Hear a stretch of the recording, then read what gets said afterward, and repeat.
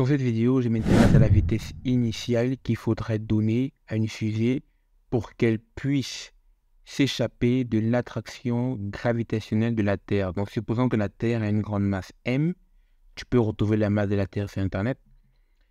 La Terre a un certain rayon, donc du centre de la Terre à sa surface R, et j'ai une certaine fusée, disons à SpaceX, parce que j'adore SpaceX comparé à la NASA. Et cette fusée a une petite masse, petit m. Tu te demandes quelle est la vitesse initiale de la fusée pour que la fusée puisse s'échapper du champ gravitationnel de la Terre, dans la vitesse minimale, c'est-à-dire la vitesse à laquelle, dans la sortie de la Terre, la vitesse soit nulle. Donc tu commences avec une vitesse et à la fin tu as une vitesse nulle. Donc ça c'est le choix, donc c'est la vitesse minimale qu'il faut avoir. Donc au début, ta fusée a une certaine énergie cinétique qui provient peut-être de tes turboréacteurs, de ton moteur, je ne sais quoi. Et cette vitesse, on peut l'écrire comme 1 demi mv i carré. Donc, tu donnes une certaine vitesse initiale à ta fusée et ta fusée a une certaine énergie cinétique. Donc, moi, j'aimerais au mieux arriver hors de la Terre, donc hors de l'attraction gravitationnelle de la Terre, avec une vitesse nulle, donc vraiment à l'arrêt. Je consomme toute mon énergie. Je ne donne pas un surplus ou quoi que ce soit. Au tout début, tu as ce qu'on appelle une énergie gravitationnelle, une énergie potentielle gravitationnelle qui est due à l'attraction du centre de la Terre, dans le noyau de la Terre. Ça, c'est juste la loi d'attraction des masses. Donc, si tu as un système à deux corps, ce système à deux corps possède une certaine énergie qui n'est pas forcément gravitationnelle, mais qui est juste due à l'attraction entre les deux masses qui est donnée par ça. Bon, on appelle ça énergie potentielle gravitationnelle. Et à la fin, à l'infini, si tu arrives à sortir hors de l'attraction terrestre, ton énergie potentielle gravitationnelle doit être non nulle.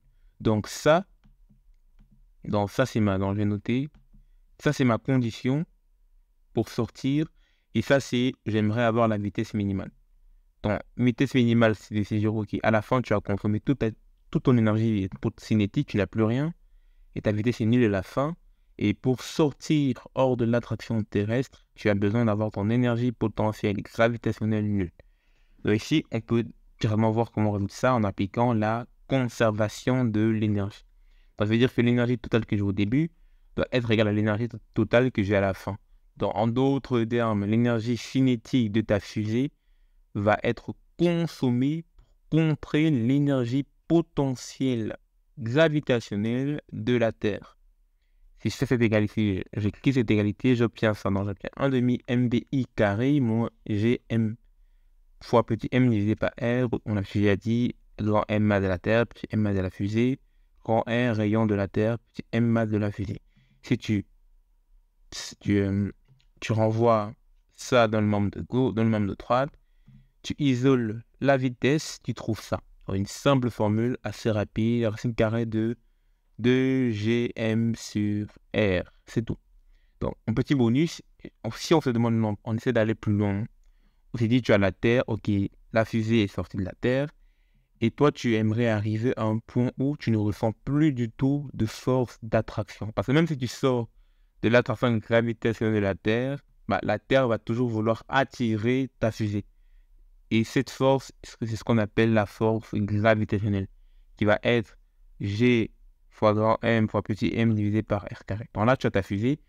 Et de l'autre côté, tu as ta Lune, bien sûr, parce qu'il y a beaucoup d'astres. Bon, si je vais supposer qu'il n'y a que la Terre et la Lune, je vais supprimer toutes les étoiles et je vais supprimer toutes les autres planètes. Je vais même supprimer le Soleil. Je vais juste supposer que mon système a deux corps, la Terre, la Lune, on va dire 3 corps et ma fusée.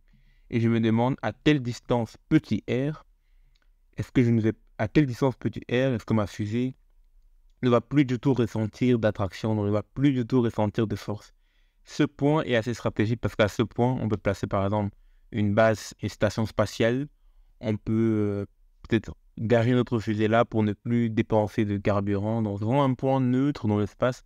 C'est pas vraiment un point, c'est vraiment une zone. Parce qu'en physique, c'est une belle approximation de dire que tout est ponctuel, mais il y a une zone entre la Terre et la Lune où les forces d'attraction s'annulent, où tu as vraiment toutes les forces qui vont s'annuler à ce point-là. Pas toutes, mais tu auras beaucoup moins de forces d'attraction à ce point-là. Car ici, je fais simple, je fais tout en une dimension. Je suppose que les forces sont en une dimension et qu'il n'y a que la Terre et la Lune. Donc, tu t'imagines bien que C'est super abstrait de faire des trucs comme ça. Donc, donc aussi, je suppose que la Terre a une masse mt et la Lune ml. C'est juste pour simplifier la notation. Je suppose que la distance Terre-Lune vaut d. Tu peux retrouver la distance Terre-Lune sur Google. Tu peux retrouver la masse de la Terre sur Google, la masse de la Lune sur Google. Moi, ce qui m'intéresse, c'est à quel point R est-ce que ma fusée peut s'arrêter sans ressentir aucune attraction, aucune force. Pour faire ça, je vais supposer que la force d'attraction de la Terre exercée sur ma fusée, c'est G, constant de gravité, mt, petit m divisé par r carré. Tandis que la force de la Lune exercée sur ma fusée, c'est G fois ml fois petit m pour la distance entre les deux. La distance entre les deux, tu peux voir ça facilement que c'est d moins petit r. Tandis qu'ici, c'est de juste r. Si j'égalise les deux, normalement, je peux trouver le rayon. Et si je te dis à l'avance, c'est pas facile. Tu vas résoudre une équation du second degré avec plein de constants. Je ne l'ai pas fait du tout parce que c'était chiant et je voulais pas faire des valeurs numériques. Je voulais pas avoir des valeurs numériques et je voulais pas te taper un gros résultat de glace. Et je voulais pas faire la main. Mais si tu veux, il y a deux bonnes approximations que tu peux faire. Tu peux dire que la masse de la Lune, de la Terre, est beaucoup plus grande. Tu peux regarder sur Internet, c'est vraiment beaucoup plus grand que la masse de la Lune. Donc, ça veut dire que tu peux supposer que le rapport masse de la Terre sur masse de la Lune est juste égal à masse de la Terre. Ici, c'est pas un R, c'est un T. Donc, tu peux dire que ça, c'est bêtement égal à masse de la Terre. Ça, c'est une approximation. Donc, ça va être ta première approximation d'ingénieur. Parce qu'en ingénierie, on fait énormément d'approximations. Une deuxième approximation, qui n'est peut-être pas vraie, tu peux supposer que la distance D est beaucoup plus grande, beaucoup plus grande. Ça, je ne sais rien du tout. C'est une fausse approximation. Je vais dire que la distance D est beaucoup plus grande que petit r, mais c'est faux. Tu ne sais pas si ton petit r est beaucoup plus proche ou pas. Mais ça, c'est une bonne approximation pour te simplifier la vie. Donc, suppose que mt sur ml vaut juste mt. Ça peut t'aider à simplifier les calculs. Voilà, c'était deux petites chouettes vidéos. Je pense que c'est une matière de secondaire, des trucs comme ça, un peu de gravité, mécanique.